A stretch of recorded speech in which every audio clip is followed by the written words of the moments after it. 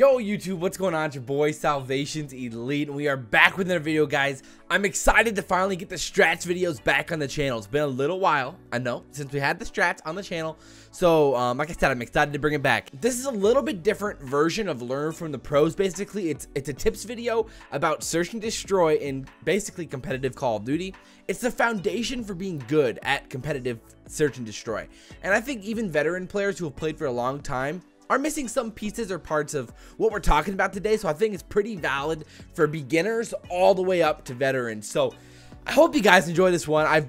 I tried to find really meaningful clips that actually help and mean something, because like I said in the last video, a lot of YouTube channels don't put out sometimes the most meaningful tips, and that is not what I'm here to do. I'm here to put out the most meaningful tips. So with that said, let's hop right into it. Let's slide this camera up to the top right. Oof. Oh yeah, there we go. Now it's there. So in this video, we're gonna be going through clips of pros. So we're gonna be going through clips of Karma, Scump, Octane, and Kenny. Just a few pros to see what they do, and man, I'm excited to do this. Right now it's just gameplay of me playing pubs. Don't worry about that, because that's not gonna help you learn competitive search and destroy, okay?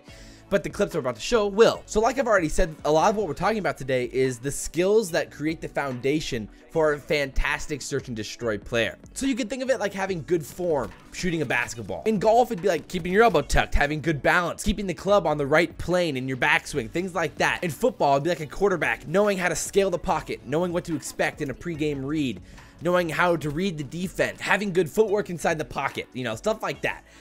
It's just the foundation for what it takes to be great, and there's a lot of different skills that are all packaged into one fantastic Call of Duty search and destroy player. So just to name a few of the skills that we're going to be talking about today are going to be like, you know, team setups, baits and switches, shoulder peeks, trades, bomb plants, timing, just a lot of different things. We might have to make 2 videos about this because there's so many small things that pros do that make them so much better than the average mid-tier player. There's not enough to put into one video, and I don't want to bore you guys with like a 20-minute video, so we might just make like 2 10-minute videos or so. So with that said, let's hop into the first clip here. This one is a little bit less relevant to the whole of search and destroy, but more relevant to just Black Ops 4, where in some search and destroys, you can kind of just strafe out around a corner and peek it. In this game, you really can't. You've got to go quick. You got to go pop out, pop in. And I'm not talking shoulder peeks, so we're going to talk about that in the next clip, a little spoiler. But in this clip, watch how Karma knows these guys are going to be here. Obviously, he's played this map quite a bit. He knows the timing already, and so he slides out, expecting that there's going to be one there, and just guns him down. But what's even better after that is that he pops out and then plays his life, and that allows them to keep that man alive, keep him alive, and then they're able to play together and, like, you know, like a pack of wolves, get this last, you know, those last few guys and win the round. Great play from Karma there. What you need to take away from this is in Black Ops 4, it's going to be pretty important to slide around corners like this and pop up, take that little slide and jump shot to win rounds and get kills, and then play your life like Karma does. Have the patience to play your life. Don't try to challenge and get cocky. Don't do it. Don't do it. And play your life. This one's a pretty simple clip, but the clips are going to get better and better. So the second clip is also extremely important. It's about shoulder peeking. And so for those of you who don't know what shoulder peeking is, if you guys are really new to competitive Call of Duty or new to search and destroy, or maybe you've never really noticed it, it's a pretty veteran move where you slide out from behind a corner and you show your shoulder. So when you show your shoulder, the enemy team's going to want to shoot at you, so they shoot and they reveal their location on the minimap to you, and without you even actually putting your whole body out there. Maybe sometimes you do put your whole body out there, so you're peeking the corner. It's not shoulder peeking, but just peeking. So we're going to kind of watch Karma in this clip do a nice little peek. He kind of shoulder peeks, but he really just fully peeks. And his really quick peek allows him to get the really easy kill. So let's watch this right here. Watch how Karma, you know, pops out, backs up, and then jumps back out to get that kill. Awesome play from Karma. Like, legitimately great play. And that's the type of stuff that you have to do every single game and in so many interactions to be able to win gunfights like that. You're always trying to get intel, and shoulder peeking is probably one of the best ways to get intel. You can shoulder peek, they shoot, then you call it out. He's back grandma's, he's wherever. You don't even have to actually shoot at him to get that intel and be able to make a reaction from there. So this is Optic against FaZe, and watch how Optic's able to set up, specifically TJ is able to set up to get a really easy kill. So what he does is that he actually calls out that he's going to bait. You want this? I'm gonna try to bait him up. So we need to find what baiting is. Get your mind out of the gutter. I know what you're trying. Get your mind out of the gutter, okay? We're trying to focus on Call of Duty here, okay? So baiting is when you are basically showing where you are to a enemy. So then the enemy's trying to want to kill you, obviously, which allows your teammate to get into position to kill that guy really easily. So let's watch this clip right here, how TJ says, yo, I'm gonna bait him, and he pops out, shows himself to the guy who's on well on Hacienda, and that allows for Crim to get an easy kill on him, real nice and easy, because Crim's coming on that flank.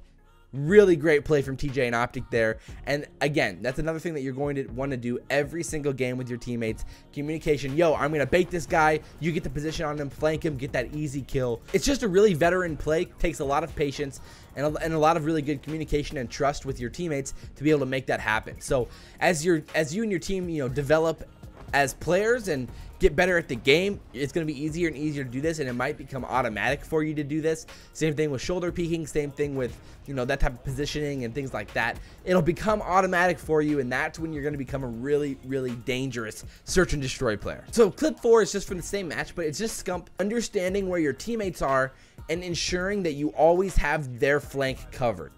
I'm not with you. Top left window, attach. Alright, I'm looking watching every teach. You might peek this. One edge is cross, ready.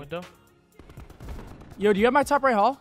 Yeah, we got it. We pushed it out. We pushed it. You need to get yourself into a position on no matter what map it is where you're watching a lane while also covering your teammate's lane. It doesn't mean you actually have to be looking directly at where your teammate is, but the teammate has to know that if, nobody's going to shoot at me before they shoot at them.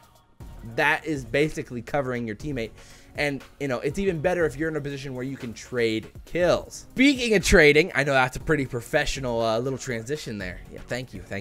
In this, Illy was subbing in for Karma in this match, and Illy obviously understands trading. So we're defining another term for you little newbies out there. Trading is when you maybe go out around a corner, you weaken an opponent, but you die. Then your teammate flies in and picks up that kill because he's weak from your own bullets. Trading is an important part. It's literally crucial to be good at search and destroy. Your team has to be in good positions to trade, which I think we're going to talk even more about in the next video, and we're going to talk more about at the end of this video. But let's watch this clip right here and show how Illy gets one kill. So we're watching this right here. Illy gets one kill, and he knows, he gets into the mind of his opponent, and he thinks, okay, if I'm my opponent, where would I want to be able to kill me? Where would I have to be able to kill me where I am right now? It's kind of hard to explain, but if you're Illy, you're like, okay, I'm sitting here. Where would the opponent have to be to have a good position on me? So he thinks, okay, he's going to be in that top window. That's where I would be if I was my opponent to try to kill me. So he just, bang, pops up, looks at that window, and gets the kill. Fantastic play. I mean, that's, again, a veteran move. And that's the type of mindset you have to be an elite search and destroy player. You have to be in the mind of your opponent, thinking of the next step ahead all the time. Okay, if I get this kill, where's this teammate going to be to try to kill me? That's where he's going to be. He's going to be in the window. Easy. It's insane the amount of mental plays guys have to have in these situations. And, these are all going through these guys' heads in the moment. Right when they're doing this, this is what they're thinking. On the same map, Scump is in a little bit of a predicament here, so we can show the clip. Scump gets the kill, but he's weak, so he backs up with TJ, and he's like, yo, I got your help. And what he means when he says I got your help, that means, I'm here to trade. I'm here to trade kills with you.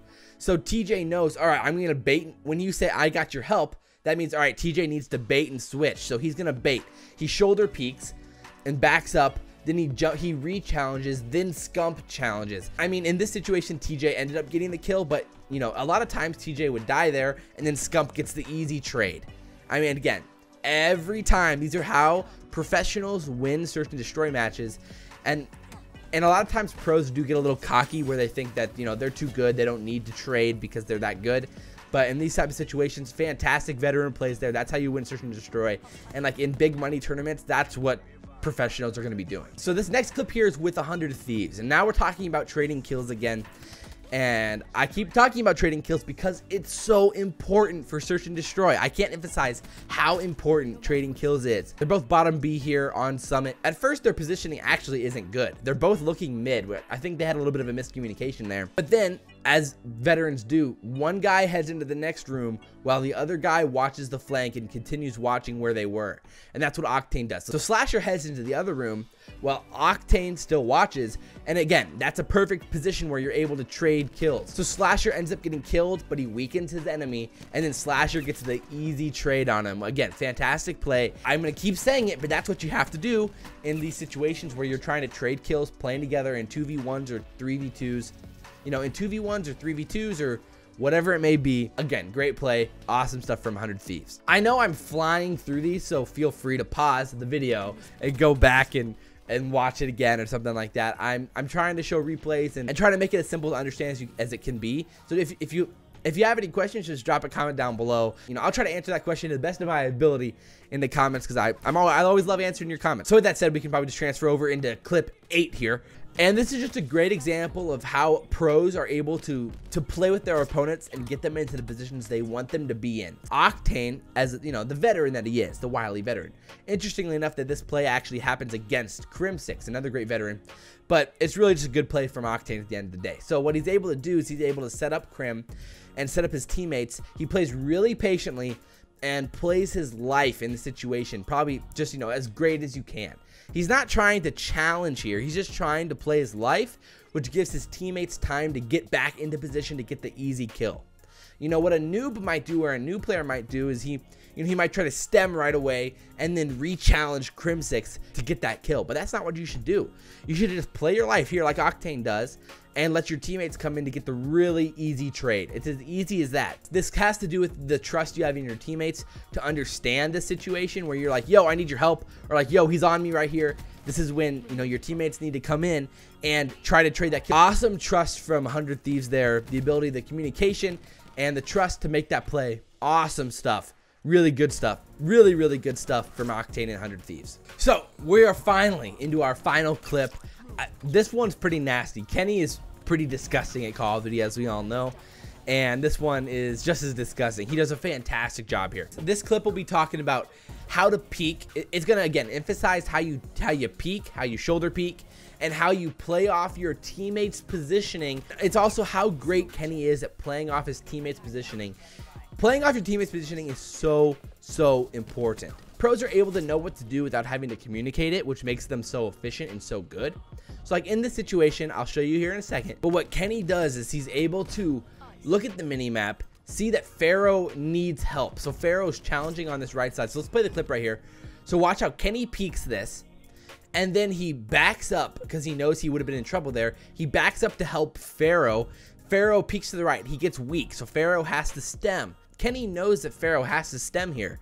So without even Pharaoh asking, Kenny's already helping him and watching his right side while Pharaoh watches that left side. So they have both sides here of Winery covered. Fantastic plays. So Kenny's actually able to peek, get the kill, peek and get the hit markers, and then he's able to pick up the kills, and then he trusts Pharaoh here to trade the kill if he needs it to. So Kenny challenges on that left side, knowing that Pharaoh would be able to trade if he didn't get the kill, but it works out, and 100 Thieves wins the round. And I'm sure Pharaoh is used to Kenny doing this because he did this all of World War II. And so Kenny challenges it, and then Pharaoh is right there for the trade, but it works out perfectly, and they win the round. I mean, man, that's so nice. And that's what you need to communicate with your teammates early on and get used to doing that. And that should eventually become natural and go without saying for your team. And that'll make you and your team so much better at search and destroy. Man, in review, guys, we talked about a lot in this video, specifically shoulder peeking, peeking in general, positioning, communication, playing your life, patience, playing off your teammates' positioning. You know, just so many different things. These are all different skills. Like I said about athletes, just like you have to learn how to dribble and how to shoot well and have good form in basketball, you have to know how to do these things in search and destroy to be good at this game. So I hope you guys enjoyed this video. This was a pretty long video, but it needed to be. I'm going to make another one about search and destroy because there's so much to cover and there's so many good instances when you can learn from the pros. And I mean, more normal learn from the pros videos will be coming out as well, where it comes to like just learning the maps and learning and like hardpoint and search and destroy. We'll do it a lot of different ways. I have a lot of plans heading into this year for a lot of awesome content. So with that said, guys, I hope you guys enjoyed the video. If you guys did, like, comment, favorite, and subscribe. I really do appreciate it. It means a lot to me. I love seeing your comments down below. Like, I really, really do. Again, I always say that I always say this, but I really do mean it every single time that I want to do this long term, and I cannot do this without you guys. So I really do appreciate all the support and everything else. But as always, guys, I'm your boy SalvationsElite, and we will see you next time. I'm out.